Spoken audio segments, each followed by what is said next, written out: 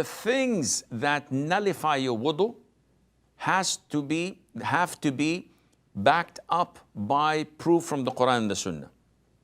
So urinating, defecating, passing of wind, sleeping, and eating camel's meat, all are backed by evidences from the Quran and Sunnah to prove that they nullify your wudu.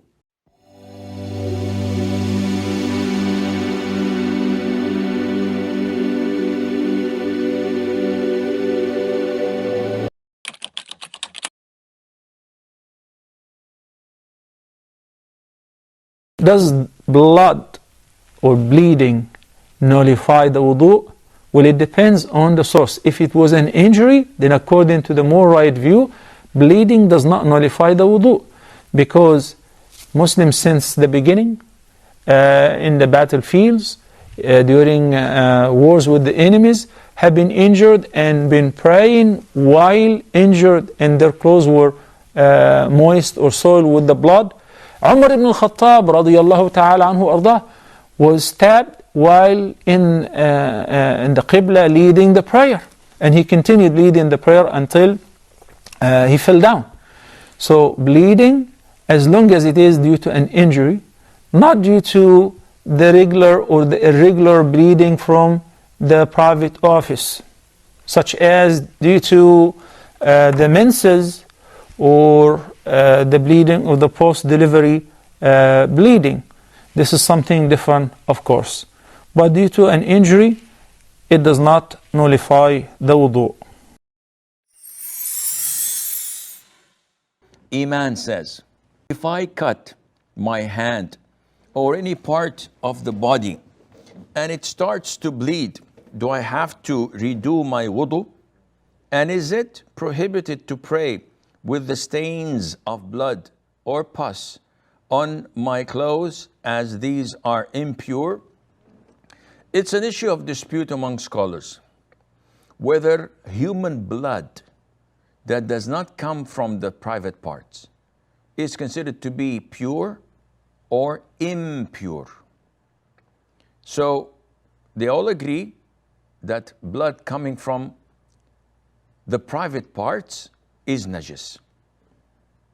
There's no difference of opinion among the majority of scholars on that. They differ if I cut myself and I start to bleed. Some say if it's a lot, then it breaks your wudu and it's najis. Some say that whether a lot or little, it does not impact your purity nor your wudu. And this is the most authentic opinion. And this is the choice of Imam Bukhari in his Sahih, that human blood is not najis. Human blood is halal. Not in the sense that to drink it, that it is pure. And this is why Bukhari, may Allah have mercy on his soul, mentioned in his Sahih that Umar ibn al-Khattab, may Allah be pleased with him, when he was stabbed before he died in the attempt of assassinating him, which succeeded, unfortunately, he prayed while his blood was gushing, coming out from his wounds. And also, Al-Hasan al-Basri, as reported by Imam Bukhari, stated that the Muslims, since the beginning of time of Islam, used to pray in jihad, in their wars, with their clothes filled with blood, either from their wounds or from the disbelievers' wounds. And this did not prevent them from praying, and they did not consider it to be impure. And therefore, blood and pus, which comes out if you have a pimple and you squeeze it and it pops out, this is all pure. It does not impact your purity or your wudu. It is repulsive, it doesn't look good, and it's highly recommended that you wash it. But if you have stains of it on your clothes, your prayer is still legit and valid, and Allah Azza wa Jal knows best.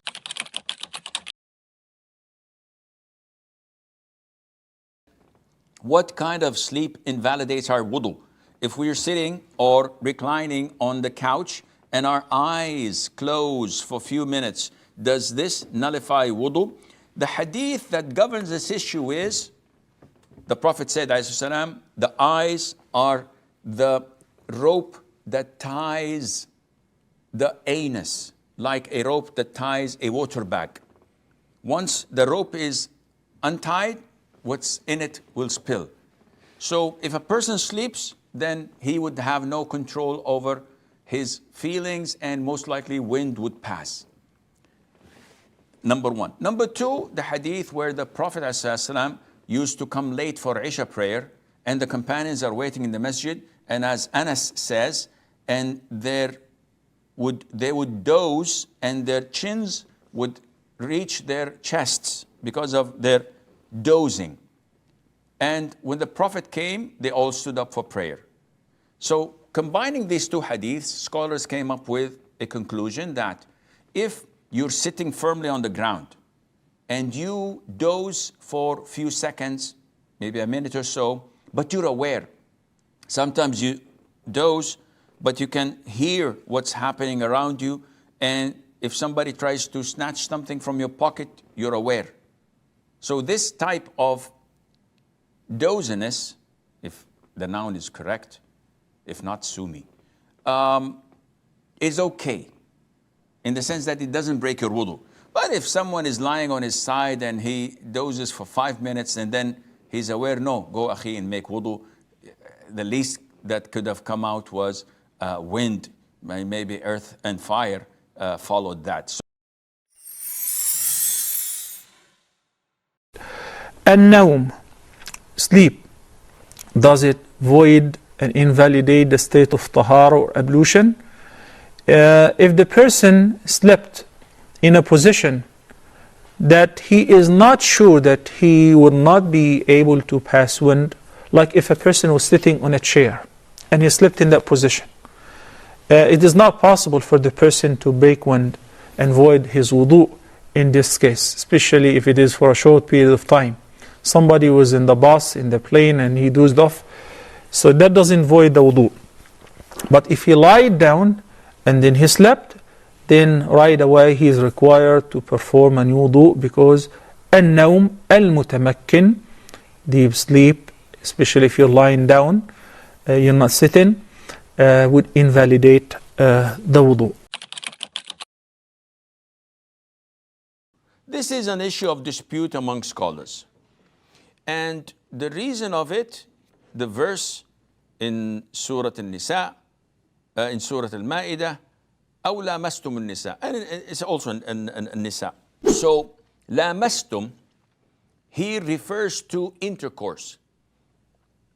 This is the vast majority of scholars' interpretation. Imam al-Shafi'i thought that this is referring to touching. So to him, in his school of thought, touching your wife, touching your sister, touching your mother, touching a non-mahram nullifies your wudu.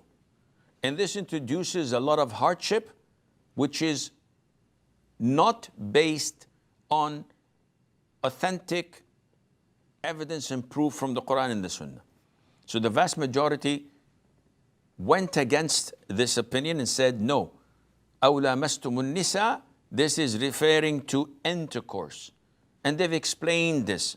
And also from the Sunnah, where the Prophet ﷺ used to maybe kiss one of his wives and go out for prayer without performing wudu. Brother is asking, is shaking hands with someone who is a non-mahram to you break your wudu? If a man shakes the hand of a woman who is not mahram to her, correct? Does it break your wudu? The answer is no. It does not break your wudu. Why? There is absolutely no textual evidence in the Quran or in the Sunnah, in any hadith, that says this breaks your wudu. No textual evidence. Some scholars said this as an opinion, but there is no textual evidence. So you're not obliged to take that. that his friends say that if you curse or use profanity or say bad words, then your wudu breaks. The answer is this is baseless. There's nothing in Islam to support this.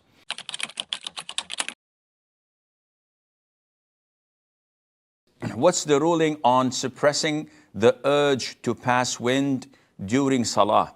Is my Salah valid if I succeed in suppressing it, or do I have to make a new wudu and pray again? So if a person feels the movement inside of his stomach and has the urge to pass wind, but he doesn't, he suppresses it, whether before Salat or during Salat. In this case, his wudu is intact.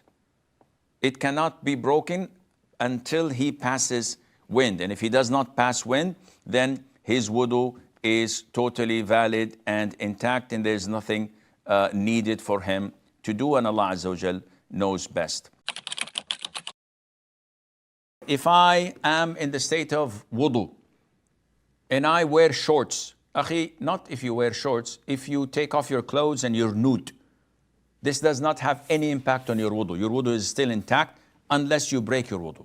So it doesn't matter if you expose your awrah or not.